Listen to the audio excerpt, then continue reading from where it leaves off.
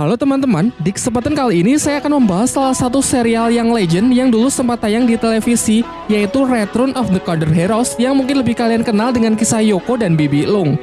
Salah satu yang paling hits adalah versi Andy Lau yang tayang di TV di pertengahan era 90-an. Namun yang saya bahas kali ini adalah yang versi 2006 dengan visualisasi yang jauh lebih baik tentunya. Bagi kalian yang lupa atau belum tahu, serial ini menceritakan mengenai anak yatim piatu bernama Yoko. Yoko kecil dikirim ke sebuah perguruan bela diri untuk belajar di sana. Namun karena selalu ditindas, Yoko lebih memilih kabur dari perguruan tersebut. Hingga sampailah ia di tempat sekte tersembunyi dan bertemu dengan pendekar cantik yang mengangkatnya sebagai murid. Siapa lagi kalau bukan Bibi Lung? Tanpa berlama-lama langsung saja ke ceritanya.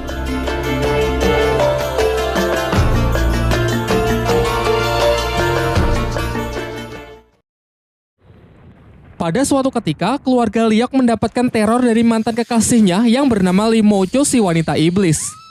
Lee Mocho menjadi pembunuh keji setelah kekasihnya itu menikah dengan wanita lain. Sadar bahwa ia tak akan mampu mengalahkan Lee Mocho, ia menyuruh pelayannya membawa pergi putri dan keponakannya yang keduanya masih kecil. Sebuah sapu tangan hasil sulaman ketika mereka masih menjadi pasangan kekasih ia ikatkan ke leher dua anak tersebut dengan harapan Lee Mocho akan menunjukkan belas kasihannya. Di malam harinya, Lee Mocho benar-benar datang dan dengan kejam membunuh keluarga malang tersebut.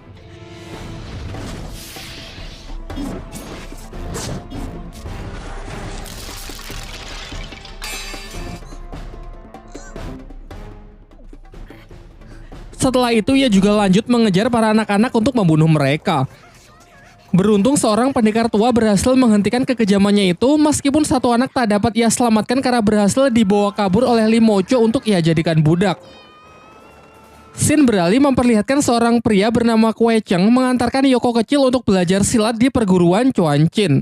Diceritakan kalau kedua orang tua Yoko meninggal saat ia masih kecil. Lalu ia sempat mendapatkan ayah angkat, namun karena suatu alasan Kue Cheng lah yang mengambil alih untuk mengasuhnya. Di perjalanan, Yoko sempat bertanya bagaimana ayahnya bisa terbunuh. Namun Kue Cheng berkata kalau itu hal yang sangat rumit dan akan dijelaskan nanti saat Yoko sudah cukup dewasa. Sesampainya di Chuan Chin, di sana ada kerusuhan dari orang-orang Mongolia. Bahkan murid-murid Chuan Chin mengira Kue Cheng salah satu teman dari perusuh tersebut. Alhasil mereka pun menyerang Kue Cheng beramai-ramai, meskipun semuanya berhasil Kue Cheng kalahkan. Setelah berhasil menerobos masuk, Kue Cheng pun segera menyampaikan tujuannya. Dan kesalahpahaman pun terhenti saat Kue Cheng membantu mengalahkan Hou Tu, pemimpin dari para perusuh tersebut. Diceritakan kalau Hou Tu datang karena ingin bertemu dengan murid sekte kuburan kuno yang konon cantik bagaikan bidadari dan sedang mencari suami. Letak kuburan kuno bertetangga dengan perguruan Chuan Chin. Di saat Hou Tu datang ke depan kuburan, ia malah disambut oleh serbuan kawanan lebah. Sebagai informasi, sebenarnya isu mengenai murid kuburan kuno yang mencari suami sengaja disebarkan oleh Lee Mocho, senior dari sekte tersebut. Ia iri kepada juniornya yang bernama Xiao Lung Li, nanti akan lebih akrab dipanggil Bibi Lung, karena lebih disayang mendiang gurunya dan diberi kitab hati gadis suci. Di sini ia selalu berambisi untuk masuk ke kuburan kuno dan mengambil kitab itu. Sementara itu, Kue Cheng menyerahkan Yoko pada guru besar di perguruan itu, yang dulu pernah menjadi guru dari ayah Yoko. Singkat cerita, Yoko pun diterima sebagai murid, kemudian diserahkan kepada pendeta yang bernama Zhou Qikeng agar didisiplinkan. Namun ia menyepelekan kehebatan dari perguruan Chuan Chin karena ia melihat sendiri Kue Cheng seorang diri begitu mudah mengalahkan puluhan pendeta Chuan Chin. Ia juga menolak mematuhi aturan dan cenderung tidak menghormati para seniornya. Karena laga Yoko inilah para guru kesal dan tidak mengajarinya praktek bela diri, melainkan hanya teori-teorinya saja. Di hari-hari berikutnya, Yoko banyak berbuat kenakalan sehingga ia sering mendapatkan hukuman. Pada suatu hari di perguruan Chuan Chin diadakan pertandingan persahabatan antar murid junior. Yoko kecil diminta bertarung dengan lawan yang sebenarnya tidak seimbang. Alhasil ia pun dibuat babak belur karena sama sekali tak bisa mempraktekkan ilmu bela dirinya sebab gurunya selama ini hanya menyuruhnya menghafal teori-teori saja. Dalam kondisi yang marah, Yoko terpaksa mengeluarkan satu-satunya ilmu kungfu yang ia tahu, yaitu jurus kodok dari ayah angkatnya dulu. Serangan keju tersebut melukai salah satu murid. Karena ulahnya itu ia dianggap penganut aliran sesat dan diserbu para murid Chuan Chin. Ia pun berlari sampai masuk ke wilayah sekte kuburan kuno sehingga sebagian orang-orang Chuan Chin tak berani lagi mengejarnya. Mereka yang memaksa akhirnya diserbu oleh kawanan lebah yang membuat mereka tersengat kabur. Sementara Yoko yang juga disengat berhasil diselamatkan oleh Nenek Sun. Nenek Sun si pelayan kuburan kuno bersimpati dengan menunjukkan kasih sayangnya saat mengobati Yoko. Di malam harinya, rombongan murid Chuanchin yang dipimpin oleh In Cheng Peng datang untuk meminta penawar dari racun lebah yang mengenai beberapa murid Chuanchin tadi siang. Saat Peng hendak diberikan penawar oleh Nenek Sun, mereka malah mencurigai kalau mungkin saja kalau itu adalah racun. Nenek Sun yang merasa kesal menyuruh Yoko meminumnya sampai habis lalu mengatakan bahwa itu adalah penawar yang terakhir. Hal ini membuat para murid Chuanchin marah dan terjadilah perkelahian untuk mengeroyok sang nenek.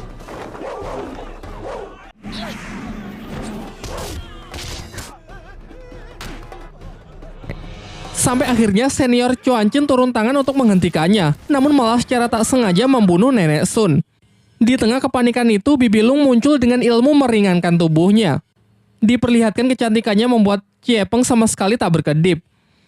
Sesaat sebelum ajalnya tiba, Nenek Sun berpesan agar Bibi Lung bersedia menjaga Yoko untuk selamanya. Setelah perpisahan itu, pertarungan pun tak terelakkan. Selendang dan sarung tangan anti pedangnya sanggup mengalahkan puluhan serangan dari para murid Chuanchin.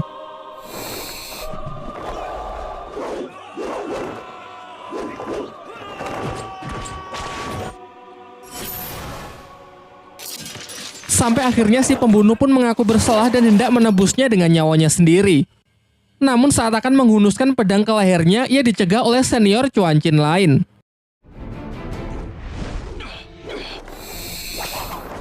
Giliran dirinya lah yang bertarung melawan Bibi Lung, sampai cukup kewalahan menghadapi jurus indah Bibi Lung dan tak sanggup mencegahnya melarikan diri.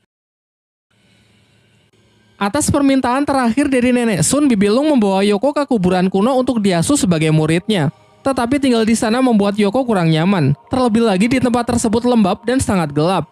Ia pun mengatakan tak berani tidur sendirian sehingga meminta agar Bibi Lung mengizinkannya tidur di kamarnya. Namun keadaan di dalam kamar juga tak lebih baik karena Yoko harus membiasakan dirinya tidur di ranjang es batu giok yang sangat dingin yang Bibi Lung katakan bisa mempercepat latihan tenaga dalam.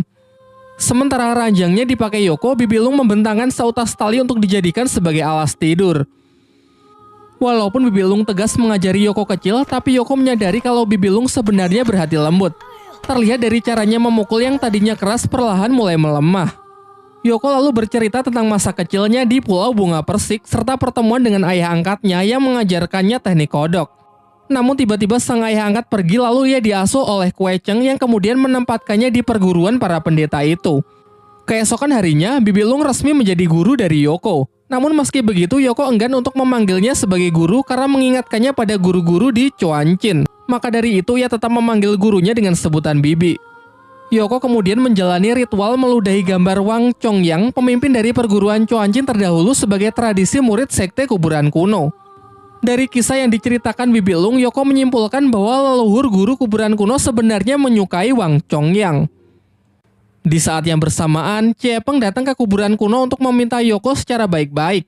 Namun Bibi Lung menolak untuk menyerahkan Yoko karena mematuhi amanah dari Nenek Sun sebelum kematiannya. Ia hanya memberikan penawar racun sengatan lebah lalu segera pergi. Terlihat jelas bahwa Peng sebenarnya menyimpan rasa kepada Bibi Lung karena terus terkenang paras cantiknya. Hingga ia sering memandangi dan berfantasi mencium botol penawar itu. Di sisi lain, Yoko yang menangis karena tersesat dan gelapnya tempat itu segera dihampiri oleh Bibi Lung.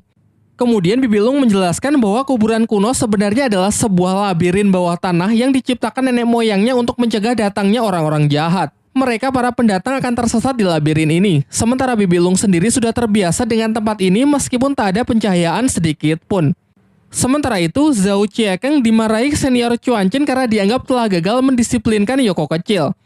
Atas dasar itu, Peng lah yang diangkat menjadi ketua murid meskipun Zhao Qiekeng hitungannya lebih senior. Zhao Qiekeng makin dendam kepada Yoko dan menyuruh junior-juniornya untuk menangkap Yoko.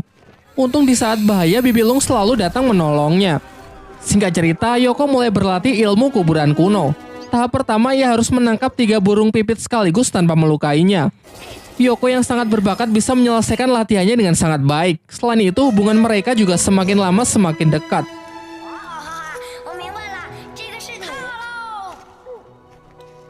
Hingga tak terasa bertahun-tahun pun telah berlalu dan Yoko kecil kini telah tumbuh semakin dewasa. Di usianya ini, ia siap mempelajari ilmu spesial dari sekte kuburan kuno, yaitu ilmu hati gadis suci. Namun Bibi Lung sendiri hanya bisa di tahap pertama karena kala itu ia masih sangat muda. Sehingga untuk tahap kedua, ketiga, dan keempat mereka sepakat untuk mempelajarinya bersama. Masalahnya, untuk mempelajari ilmu hati gadis suci, Yoko dan Bibilung harus menguasai kungfu dasar aliran Chuanchin. Sedangkan di dinding kuburan kuno hanya tertera gambar gerakan tanpa disertai teori yang menjelaskan secara rinci. Karena ingatan Yoko cukup bagus, ia masih menghafal sebagian teori yang pernah ia pelajari sewaktu masih berada di perguruan Chuanchin. Meskipun sayangnya itu masih kurang lengkap.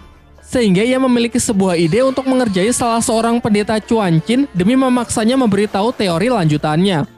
Rencana mereka pun cukup lancar dan beberapa tahap pun berhasil mereka lewati.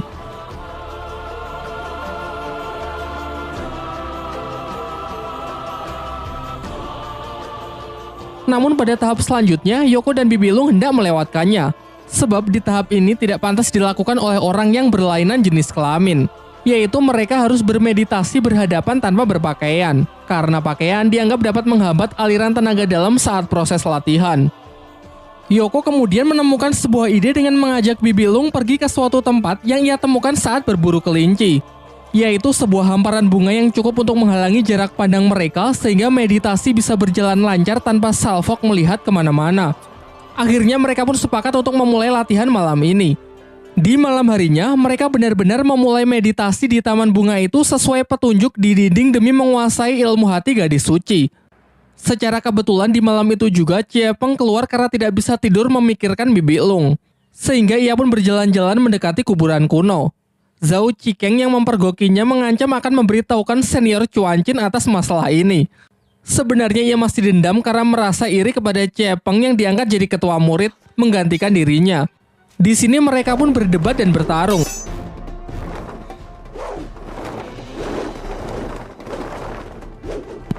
Hingga sampailah ke tempat Yoko dan Bibilung yang tengah bermeditasi. Yoko yang menyadari kehadiran para pendeta itu sejenak menghentikan meditasinya untuk menendang salah seorang pendeta agar menjauh dari tempat mereka. Sayangnya proses meditasi yang terganggu membuat Bibilung terluka cukup parah. Sementara dua pendeta tersebut langsung menuduh kalau Bibilung dan Yoko tanpa busana sedang melakukan hal yang tidak pantas di semak-semak.